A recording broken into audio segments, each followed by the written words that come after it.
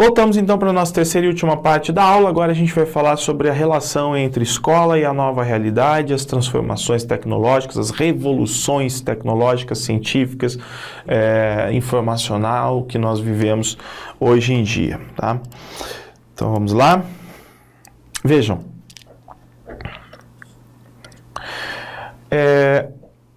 Escola.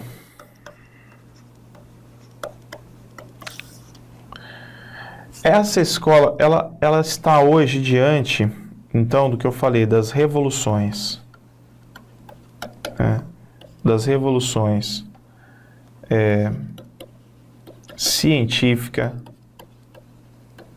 tecnológica, informacional. Ela está diante, tudo isso que eu vou falar está tudo integrado, de processos de globalização, cada vez mais fortes, intensos, justamente por causa dessas revoluções. Ela está também diante de um processo de inversão de valores.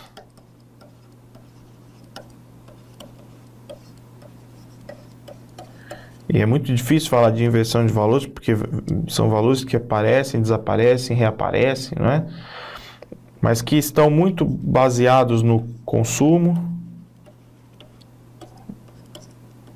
no trabalho e na convivência. Ok? Meio ambiente também. A escola está diante de um cenário de desigualdade social, cada vez mais forte, de concentração de renda. É triste quando a gente percebe que o mundo produz tecnologia, que, por exemplo, tem recursos, alimentos para todo mundo, mas não são todos que desfrutam.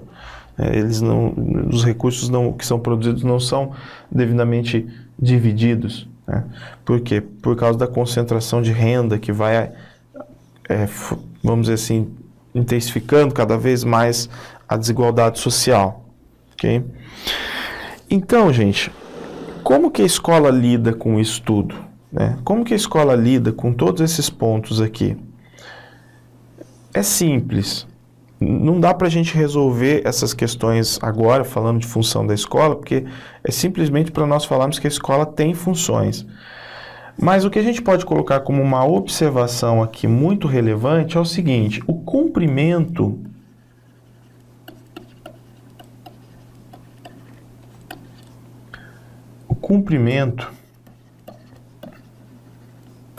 das funções da escola dependerá muito da organização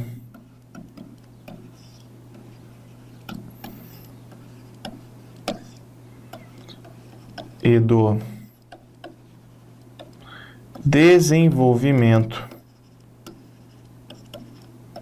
do seu currículo. Ok? Então, o que nós estamos vendo? Nós estamos vendo que a escola está diante de uma série de transformações.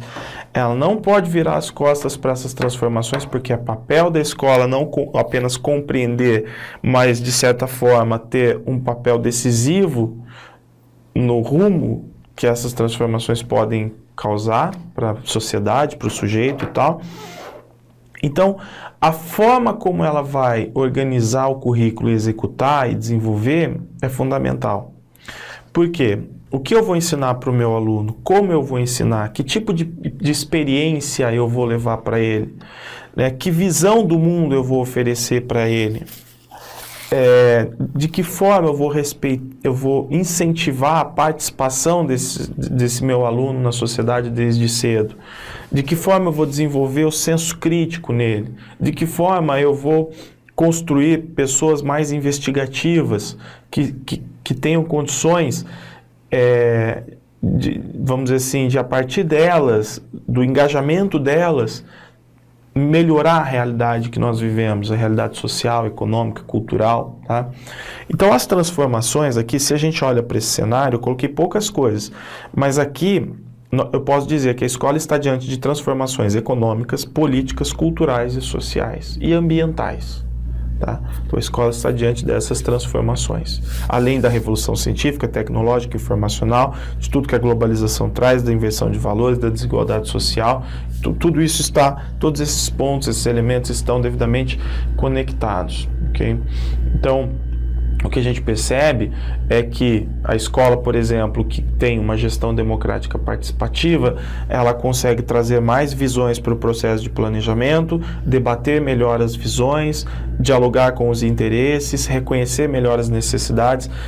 Então seria assim, uma forma, né? O que a escola pode fazer para lidar melhor com essa realidade nova? Por exemplo, se estruturar e se organizar com base numa gestão democrática, trazendo novos atores para dentro da escola, para debater, né, para construir concepção adequada de escola, de educação, de sociedade, de sujeito, de trabalho, etc. Tá? E isso também no âmbito do currículo, como eu falei. Agora, eu vou mostrar para vocês aqui, a gente vai analisar um trecho, um slide, que diz assim: nesse sentido, são importantes os seguintes aspectos do desenvolvimento do currículo. A seleção e organização dos conteúdos do currículo. Concretamente, o que se escolhe e o que se omite da cultura pública, da comunidade e quem tem o poder de selecionar ou intervir em sua modificação. Então, aí um aspecto. Tá? Para desenvolver o currículo, isso tem que ser debatido, discutido, para que a gente não tenha sempre um processo de dominação, né? Um currículo sempre elitista, sempre tendencioso. O modo e o sentido da organização das tarefas acadêmicas, bem como o grau de participação dos alunos, na configuração das formas de trabalho. Por exemplo, a escola que já trabalha com projetos, que quer o aluno atuando, que já quer construir o cidadão participativo, né, que não oferece aquele ensino meramente tradicional, reprodutivista, transmissionista, em que o aluno é passivo, mero espectador, né, então romper com isso. A ordenação do espaço e do tempo na aula e na escola, flexibilidade ou rigidez do cenário, do programa e da sequência de atividades. As formas e estratégias de valorização da atividade dos alunos, os critérios de valorização, assim como a utilização diagnóstico-classificatória dos resultados e a própria participação dos interessados no processo de avaliação. Os mecanismos de distribuição de recompensas como recursos de motivação extrínseca e a forma e grau de provocar a competitividade ou a colaboração. Os modos de organizar a participação dos alunos na formulação, no estabelecimento e no controle das formas e normas de convivência e interação. Olha que interessante, né? Como organizar a participação dos alunos. Então, eles participam da construção das regras, não participam. O clima de relações sociais presidido pela ideologia do individualismo e da competitividade ou da colaboração e solidariedade. Então, eu quero uma escola competitiva, meritocrática, individualista, ou eu quero uma escola em que as pessoas colaboram, se compreendem, um ajuda o outro, né? Bom, deixa eu colocar aqui já uma tela aberta. Então, pessoal, tá aí um ponto importante para a gente. E esse trabalho curricular faz diferença. Por quê? Porque a partir desse trabalho curricular a gente consegue formar bem um aluno com base nesse saber sistematizado. Eu consigo formar uma pessoa que tenha consistência, né? Uma formação de consistência.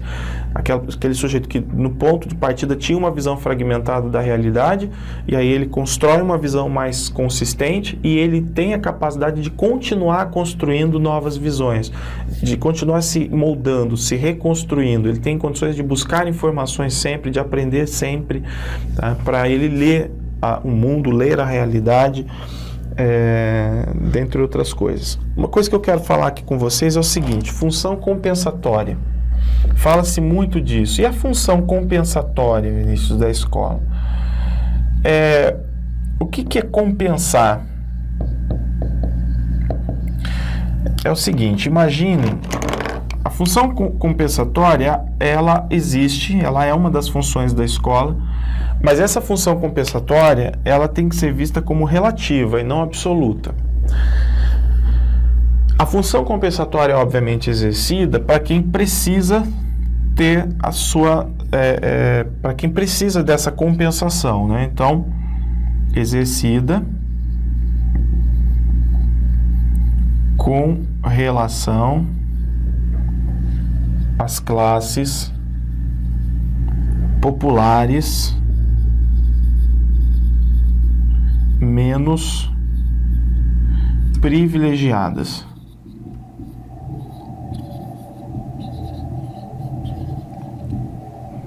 Ok? Menos privilegiadas.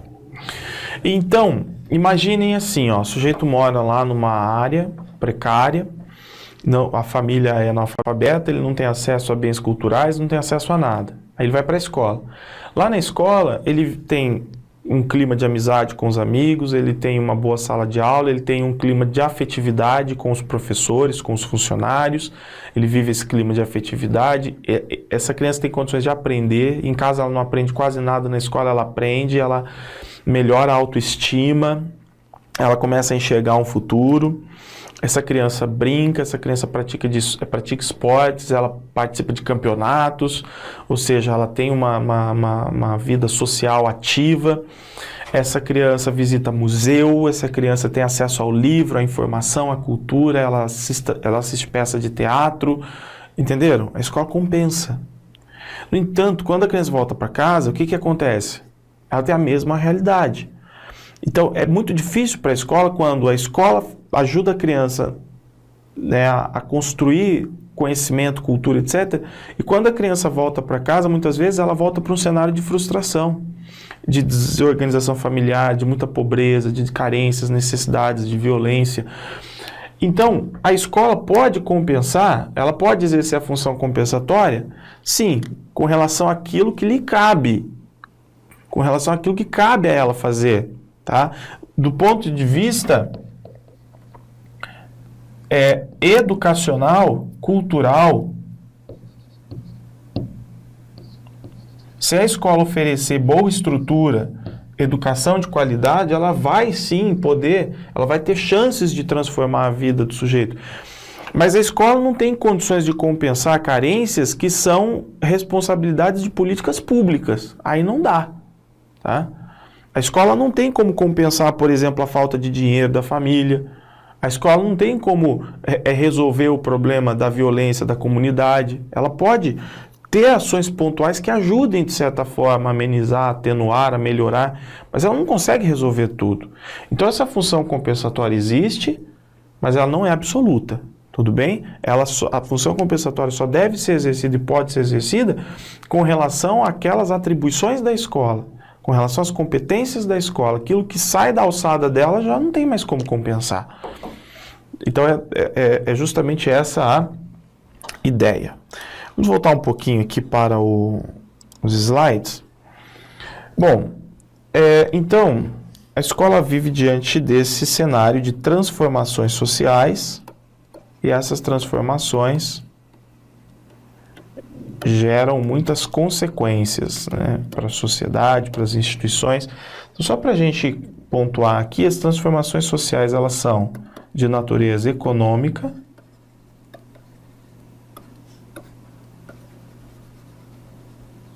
cultural, política e social, especificamente. Ok? Essas transformações exigem um novo tipo, um novo perfil de cidadão.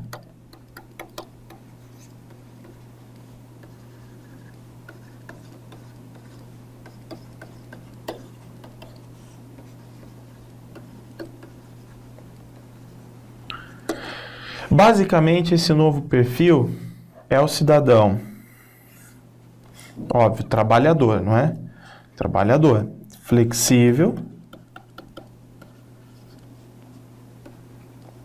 polivalente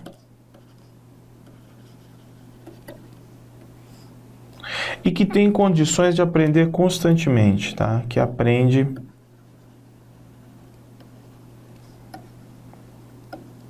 constantemente. Beleza? E que aprende constantemente. Então a escola, quando ela olha para a realidade, ela pode ajustar os seus projetos. Então, nós temos transformações sociais e nós temos projetos sociais. O que a escola pode fazer é se aproximar desses projetos sociais a partir dos seus próprios projetos educacionais. Então, por exemplo, a escola participa de um projeto social de democratização da comunidade, de participação, de valorização do esporte, alfabetização do sujeito que mora na comunidade, né? Por exemplo, conscientização no trânsito, conscientização do consumo ambiental. Ela vai lendo essas crises aqui e vai tentando fazer o papel dela a partir de projetos que sejam projetos pontuais. Então, os projetos educacionais, eles são muito baseados aos projetos sociais. Então, exemplo, trânsito. Então, eu tenho um projeto social no trânsito, né, para diminuir mortes no trânsito, etc. A escola pode construir o seu projeto educacional e dialogar com esse projeto social. Então, é uma forma de, vamos dizer assim, de não viver as transformações passivamente. Até porque, como que se trabalha com o conteúdo? Aquilo que vai ser ensinado dentro da escola passa por um processo de transposição didática. Transposição didática. Ou seja, nós olhamos para a realidade, buscamos os objetos, né, que o aluno precisa saber, conhecimentos, fatos e tudo mais, e eu transformo isso, esse conteúdo, a partir de uma linguagem pedagógica em um conteúdo acessível ao aluno, para que seja um conteúdo de aprendizagem, para que ele possa começar a construir a visão adequada da realidade. Então, transposição didática é pegar aquilo que está na sociedade e levar para dentro da sala de aula, mas passando por um filtro pedagógico, né? Então, esses projetos educacionais, eles dialogam com os projetos sociais, com as políticas sociais, mas passando por uma transposição didática, passando por um filtro, ou seja, ensinando ao aluno aquilo que é acessível para ele, aquilo que é coerente do ponto de vista educacional, tá? Vamos lá, mais uma aqui. Bom, vamos dizer assim, eu acho que dá para a gente colocar uma outra, para terminarmos já, né, para irmos finalizando, uma outra observação que é o seguinte: a escola deve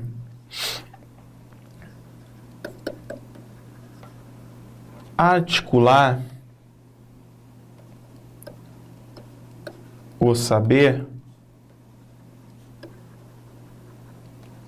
ao mundo do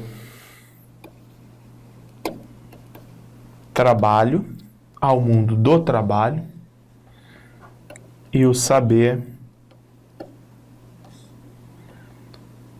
para o mundo das relações sociais. Então a escola não adianta ela ensinar saberes que não estão devidamente articulados e que não dialogam com aqueles saberes necessários existentes no mundo do trabalho e no mundo das relações sociais. Então, a escola ela tem que cumprir essa função de realmente oferecer uma aprendizagem significativa, uma aprendizagem para a vida do sujeito. E, por fim, um trecho aqui para a gente terminar que diz assim, que fala também das transformações, né? O efeito mais perverso das transformações tem sido o desemprego e a exclusão social, já que os benefícios provenientes dessas transformações são usufruídos por apenas uma pequena parte da sociedade. Ao lado dos avanços científicos e tecnológicos, com o aumento dos bens de consumo, do bem-estar, da difusão social, há fome, há desemprego, há doença, há falta de moradia, há analfabetismo das letras e das tecnologias. Então isso é muito preocupante, a escola não vai mudar sozinha essa realidade, mas ela precisa olhar para isso, ela precisa tentar, dentro das suas atribuições, romper com essa realidade o máximo possível, ajudar o aluno a construir uma sociedade melhor.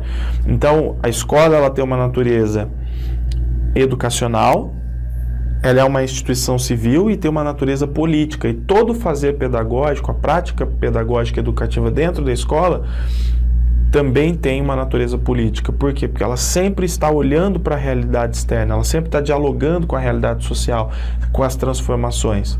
Tá? Se a escola não dialogar com as transformações, esquece, esse currículo não vai ter função nenhuma. Não vai haver articulação desses saberes, conforme nós anotamos agora há pouco. Tá bom? É isso, terminamos, tá? Vi os pontos principais desse tema, a função da escola, né, e a relação da escola com as transformações, e a gente continua, tá? Continuamos com os demais temas. Um abraço.